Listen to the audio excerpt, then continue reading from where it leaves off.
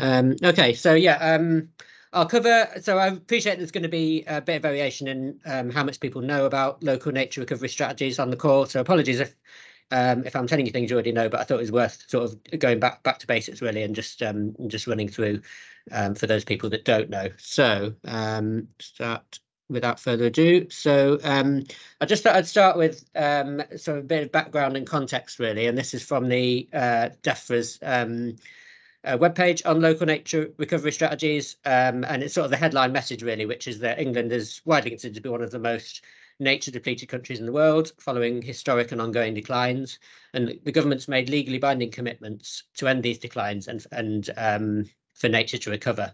And that's important for nature's own sake, its intrinsic value, but also for all the things that we rely on nature for: clean water, food production, basically our life support system.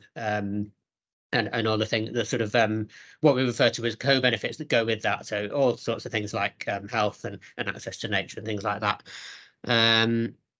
So I'll just move on to the next slide. So yeah, I mentioned the government making legally binding commitments. So part of that is through the recently passed Environment Act. And one of the things, I assume that the slides are moving on unless someone tells me otherwise. So yeah. Yeah, so one of the things that's come out of the Environment Act is the need for local nature recovery strategies. So sort of just the headline of what they are really. They're a tool to drive more coordinated, practical and focused action for nature on an England-wide basis. So these are going to be done at basically county level. There's 48 across England. And so it's going to be mainly county councils and sort of mayoral or combined authorities that will be writing these strategies. And there's three main things that each strategy should do, and that is agree priorities for nature's recovery, map the most valuable existing areas for nature, and to map specific suggestions and proposals for creating or improving habitat for nature and wider environmental goals. And there's going to be two main sort of physical outputs from the strategies, which are a statement of biodiversity priorities and a local habitat map. And I'll come on to talk about those in a bit more detail when I show the flow chart for how the strategies are created. But first of all, I just thought it was worth sort of mentioning a few ways in which farmers and land managers in particular can benefit from these strategies. So one way is that it's going to be useful for funding applications through environmental land management schemes and other landscape recovery projects when there's land within your holding is identified as a priority area in the strategy. There are opportunities there to link with environmental land management schemes. I'll come back to that in a little bit more detail later as well. There are opportunities around diversification of land. There's a big opportunity around biodiversity net gain, and that's basically through the fact that when a place is identified as a priority in the local nature recovery strategy, it basically generates more credits per hectare of biodiversity net gain than other areas. And I've got another slide in a minute, which is quite a technical sort of topic. So I've just got a slide that goes into a bit more detail on that in a second. But it's a big opportunity to join up with local nature recovery strategies. Also, they're low risk and no obligation. So it's basically it's an opportunity mapping and a priority setting exercise. It doesn't require anything to be done on any particular bit of land. And it's an opportunity for you to shape, for farmers and land managers to shape the strategy and to further influence nature recovery on your land. So just to pick up a little bit more detail on the biodiversity net gain thing that I mentioned. So this is a bit of a wordy slide, and it's quite it's quite dry in a way to describe this, but I just thought it was worth putting the detail in here. So there's a metric for how biodiversity net gain credits are calculated, and there's what's called a strategic significance multiplier, which basically means that if a place is identified as a priority on the opportunity map of the strategy, then it'll generate more credits per hectare. So basically, there's an incentive there for developers who are looking to deliver biodiversity net gain to choose areas identified as priorities in the strategy. And obviously, conversely, there's an opportunity there for landowners, farmers and landowners who are looking to sell units on their land. There's an opportunity there to influence the strategy. And there's a benefit there if again, if your land is identified as a priority, it's going to be more valuable for biodiversity net gain credits in that way. So yeah, just wanted to make that point. We'll come back to sort of ways that the strategy is going to be delivered in a little bit as well. Just wanted to show an example here of what some of the outputs might look like. So there were 5 pilot LNOSs, local nature recovery strategies. That was Cumbria, Northumberland, Greater Manchester, Buckinghamshire, and Cornwall. These were done a few years back in when the pandemic sort of was around, sort of 2021 sort of time. But it was just to illustrate, I know you can't see too much detail on this, but it was just to illustrate the sort of outputs.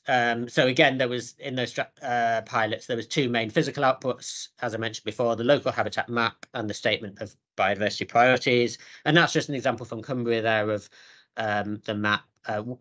There was some sort of layers showing on that map there of different types of habitat. There were slightly different approaches taken in the different pilots in terms of whether there was any kind of what was referred to as white space left on the map, or whether kind of everything was mapped as an opportunity of some sort.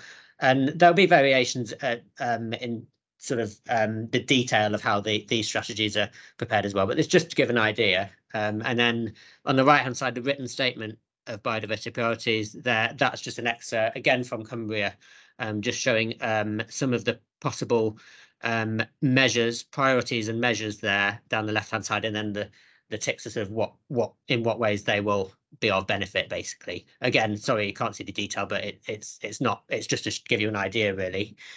So the sorts of actions that could be included in the written statement of biodiversity priorities could include things like creation of wetlands, planting of trees and hedgerows, more sustainable management of woodland and other habitats. There's going to be kind of headline priorities and then more detailed actual what are referred to as potential measures. So the sort of priorities are the broader things, creation of habitat, and then potential measures would go into a little bit more detail on that. Move on. Okay, so this is a flowchart just to show the process basically of producing one of these strategies.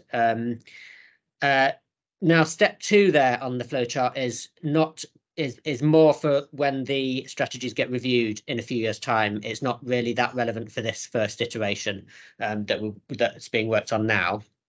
So it's mainly things to focus on are the other steps. And down the left-hand side of here, basically, is the mapping element of the strategy, and down the right-hand side is the non-mapping element, the written statement.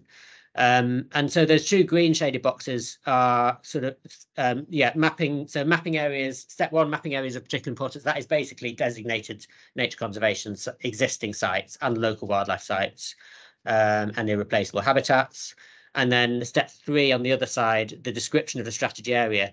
So those 2 steps are mainly about the type of engagement that's going on is mainly about sort of just raising awareness and keeping people informed, whereas the blue, sort of dark blue or purple, depending on how it looks on your screen, it looks kind of dark blue on mine, steps 4 and 5, they're the steps where there's kind of a lot more detailed engagement, talking to a lot more people.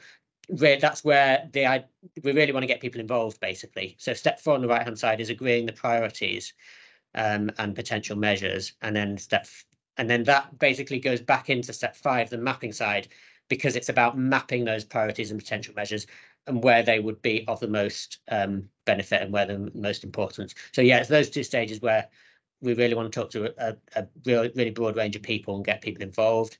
And then in the yellow background, those are as I mentioned, the 2 physical outputs, if you like, the written statement of biodiversity priorities and the local habitat map, and then they combine to form the strategy. And yeah, as I mentioned, this is a first iteration. It will be reviewed and redone. So the aim is to have the first strategy complete by March 2025, and then the review will be every 3 to 10 years, roughly. So I'll move on to the next slide. Just a bit of myth busting, if you like, with this one, because we just want to make, I think there's sort of a bit of a perception of what strategies might or might not be. So just wanted to make it clear that, as I mentioned before, this is an opportunity mapping and a priority setting exercise. It's not, the strategies will not give permission to create habitat without the permission of the landowner and other interested parties, and the usual steps that would need to be involved. So they're not delivery plans. What we call the responsible authority, so in this case East Riding, need to produce a strategy, but they're not actually required to deliver it. That will come through other routes, things like biodiversity net gain and other things as well, and I'll come back to that in a second. So yeah, it was just to point that out, really, that yeah, and similarly they're not binding. So yeah, and they're not lines on the map that actually confer any level of protection on any particular bit of land either.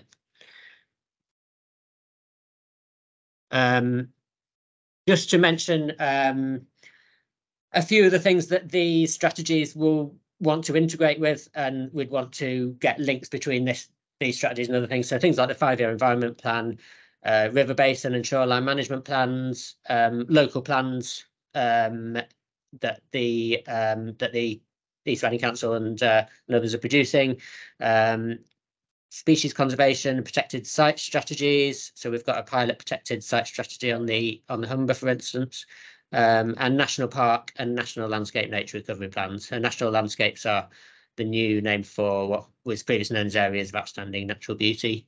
And then, so that's at a sort of local level, and then nationally, they'll integrate with things like environmental improvement plan. You might have heard about peat strategies, tree strategies, those types of national strategies, other things as well, but that was just to give some examples. Move on. So who can be involved with preparing the strategies? The aim with these is, and how we want it to be different from similar strategies and initiatives that have happened in the past, is that we want to involve a really broad range of people, and sort of a much broader range of people than those who have perhaps traditionally been involved in nature conservation initiatives. So yeah, an engagement is really key in these strategies. So a diverse range of partners we want to be involved, and because we want that to contribute to the success of the strategies, and to make sure there's sort of local ownership, really, that's you know, had as broad an input as possible, and reflects local priorities, benefits from local knowledge. So farmers and land management farmers and land managers are a key sort of group of people who want to work with on these. Other government organisations, so we're at Natural England are obviously involved, but other ones as well, like Environment Agency, Forestry Commission, highways, charities, businesses, other local groups and communities, whether that be kind of youth groups, we're quite keen to get involved, educational institutions. So again, sort of, we've referred to it as kind of not just the usual suspects in nature conservation, but other people to be brought in as well. Mentioned delivery routes, if you like, mechanisms. So we talked about biodiversity net gain, and with the uplift in the calculation of the units there, through that strategic significance thing. And then another key way which the strategy will be delivered is through environmental stewardship schemes, and particularly a landscape recovery scheme through ELMS. And also there's a strong link with planning as well. So local authorities will need to take account of the strategies as part of their planning work. Particularly on the link with the landscape recovery scheme, there is going to be more guidance coming on that from DEFRA. We know that yeah, a lot of people want to know more about that, and there is more guidance coming, and obviously we'll provide more information on that in due course, because it is going to be a key delivery route.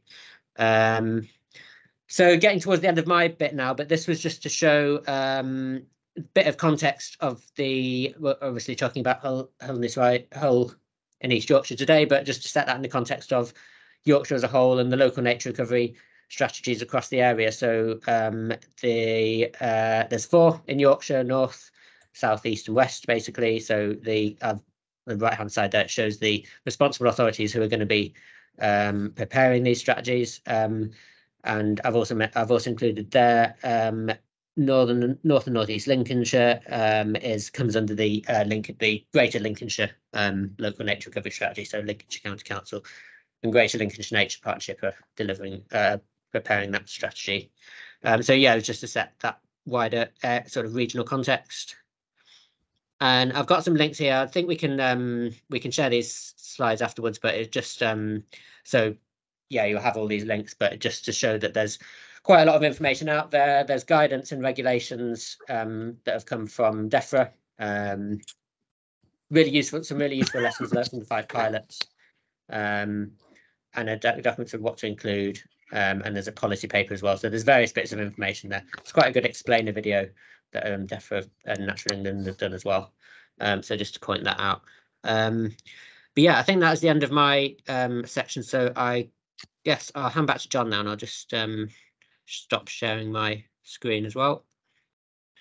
Yeah, back to you, John. Thank you, James. So as I said at the beginning, there'll be an opportunity for questions for James and myself at the end of each presentation. But if I just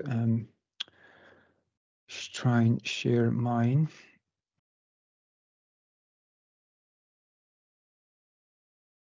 Bear with me.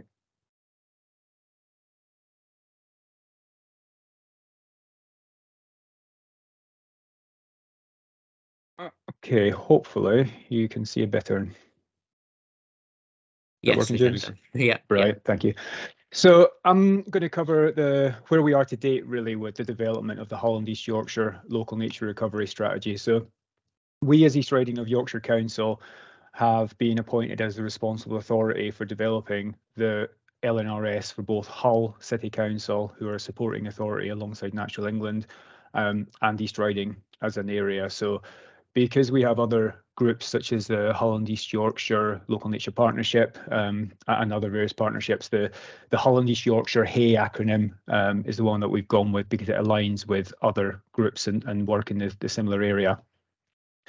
So to start with, in terms of the project team, I suppose, for the Hull and East Yorkshire Local Nature Recovery Strategy, we've got a core team at the steering group level, which is made up of some key organisations. So there's ourselves, obviously, and Hull City Council alongside Natural England as the 2 supporting authorities.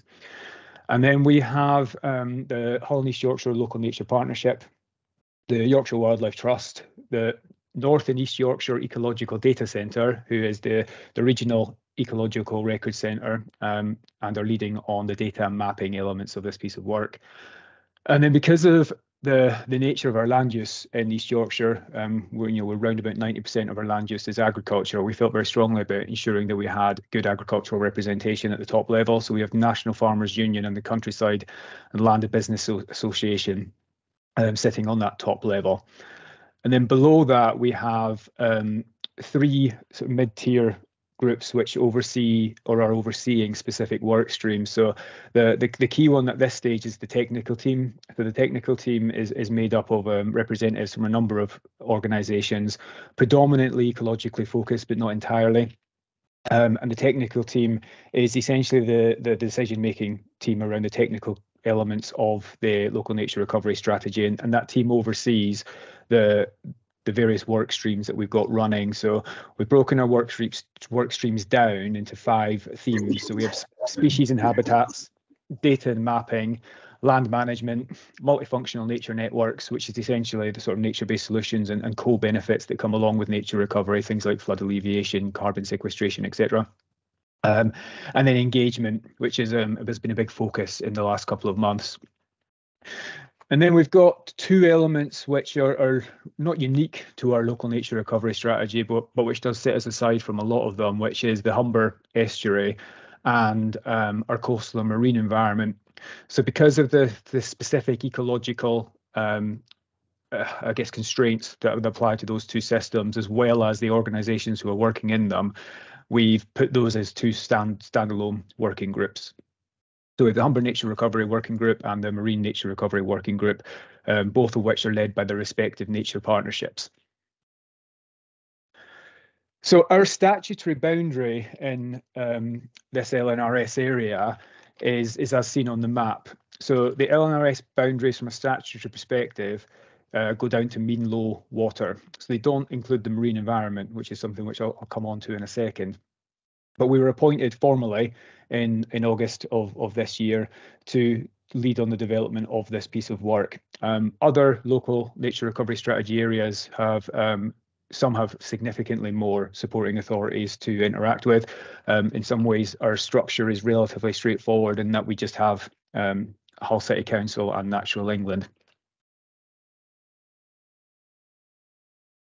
But we made the decision early on that it would be remiss not to consider the marine environment within the Hull and East Yorkshire LNRS. It's a significant, it's a defining element of our landscape. It's an incredibly important one.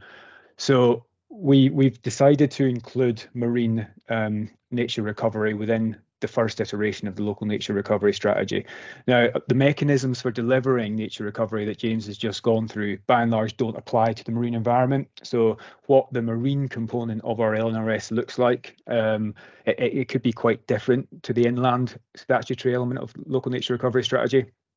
But given how heavily impacted the marine environment is by inland activity, we felt that it was important to include it. And the way that we are approaching this at this stage, and nothing is concrete yet because we are still quite early on in the process, is to try and talk about the county in the context of landscapes that people would recognise. So we've provisionally broken the county up based upon the map that you see in front of us, and this stems from the national character areas which are present within the county, but we felt that it was appropriate to break them up into sort of subdivisions that represent specific landscapes. So when we're engaging with stakeholders, we can talk, some stakeholders are very keen to talk about the county at a full county level. Others are much more interested in and feel more able to contribute at a much more local level. So we want to be able to talk to people and organisations in a landscape context that they recognise. So again, early days, this hasn't been finalised yet, but we've taken the Hull and coastal environment, the marine and coastal environment as one of these areas. Part of the reason for that is logistical, in that many of the people, experts and organisations who work in the marine environment are also working on the coast. So marrying those two up made logistical and operational sense. And we've got the Yorkshire Walls coming down here. We've broken off the sort of River of Hull Broad catchment area into its own subsection. And then we've got the inland Holderness area between the coastal environment and the River Hull. We've got the Humber Estuary running along the bottom, and then the Humber Head levels leading up into the Vale of York. This is probably a good slide to point out as well, just to pick up on James's last map where we had all of Yorkshire, is that we are working very closely with our neighbours. We need to make sure that our approach, our mapping and our priorities align with our neighbours, particularly North Yorkshire, given how much of our border is directly in line with North Yorkshire's. But we do share a terrestrial border with both Lincolnshire and South Yorkshire as well. And then you'll see within the Humber, we have something of a problematic area in that a significant chunk of the channel of the Humber Estuary isn't included within the statutory area. We're intending on treating that the same way as the marine, so we're working very closely with Lincolnshire around making sure that the Humber Estuary is adequately captured within each of our respective local nature recovery strategies. And engagement is a big part of both the statutory guidance that we have to follow, but also it's an important part of achieving what we want to achieve through the local nature recovery strategy. So I just want to take a second to go through some of the terminologies. So at the moment, we are actively engaging with stakeholders across the region. So this is the two-way dialogue, I suppose, to help us shape the LNRS and inform our decisions around the LNRS. We've then got this informed strand, as we're terming it, which is, I suppose, activities like today, where we are largely sharing information, but not actively seeking a sort of two-way dialogue in that specific instance. So we've been doing quite a lot of this. We have our both East Riding's website. We also have a commonplace page where we've got information We've been doing a lot of pressing comms recently. I met quite a few people over the last few days who picked up on this through Yorkshire Post over the weekend, which is really positive. We're attending a lot of meetings with farmers groups and other stakeholder and community groups. And then within the councils themselves, internal briefings within between directorates and elected members. So the reason for doing this is to ensure that we not only produce a local nature recovery strategy which is ecologically appropriate and based on sound ecological evidence, but also so that we're producing an LNRS which reflects the preferences of our residents and communities. So some of the steps that we've gone through to date are to create a vision for our specific LNRS, and that's not to create something that's drastically different from what we should be producing from a national perspective, but we do have our own specific challenges in the region. We also have our own specific strengths and opportunities, and we want to make sure that we're reflecting the East Yorkshire context within our LNRS. And also identify why our region specifically needs an LNRS. Every county has its own challenges, and as James has touched on at a national level, England isn't doing brilliantly from a biodiversity perspective. So what is it specific about our region that needs an LNRS beyond the statutory requirement to do so? To try and identify who our primary and secondary end users of the LNRS are. At the end of the day, we're producing what should be a tool, and we want it to be a useful tool, which is usable by stakeholders for the foreseeable future. And we specifically want to have an LNRS which is locally relevant, specific to the needs in regards to the residents and the biodiversity of the county. And then we've got the evidence base that we're trying to build this upon. So we've got ecological evidence, which is being contributed to from national data sets, as well as groups, local experts, and sort of privately held as well as publicly available data. But the engagement and what people think is an important part of the evidence base for this process. So the way we intend on doing this, I suppose, is once we have our survey results and results from various workshops that we're running, is to cross-reference what people would like to see happen with what the evidence from an ecological and expert perspective suggests should happen.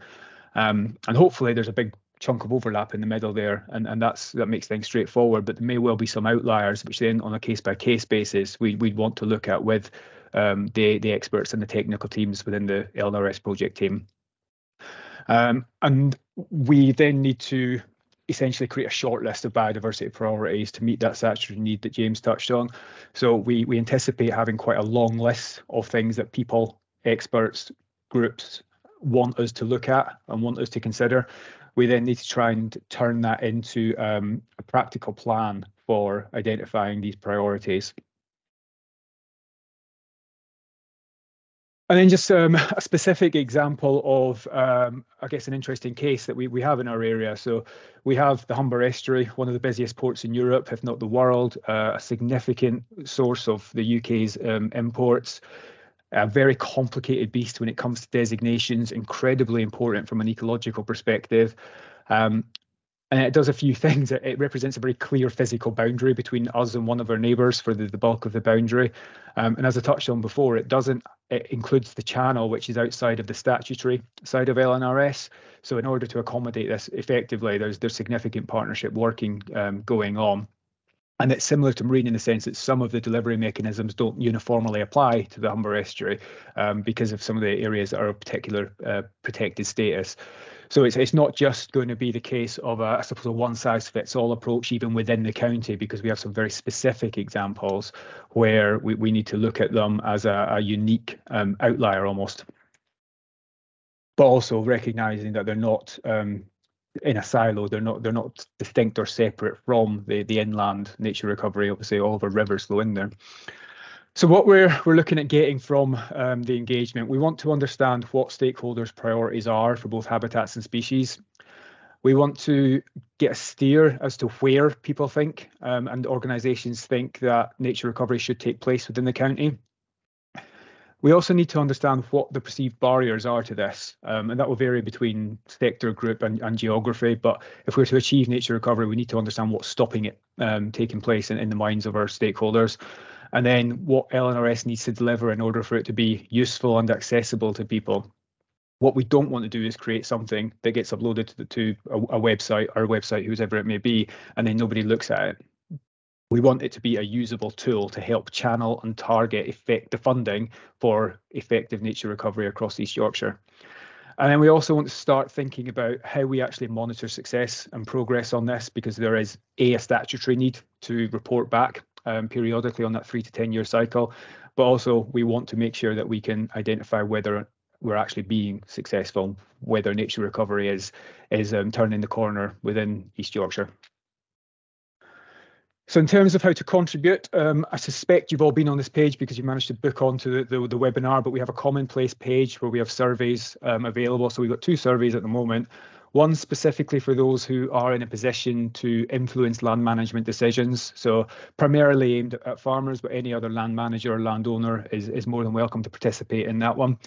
And then we have a general survey for essentially everybody else. And within that survey, you can respond either as an individual or as a representative of a group, whether that's an environmental NGO or a recreational group, a business, a parish council, or I think it's an elected member as well. So these surveys are how we're initially going to start compiling the long list in terms of preference from our communities, and then we'll apply sort of the expert view to them further down the line.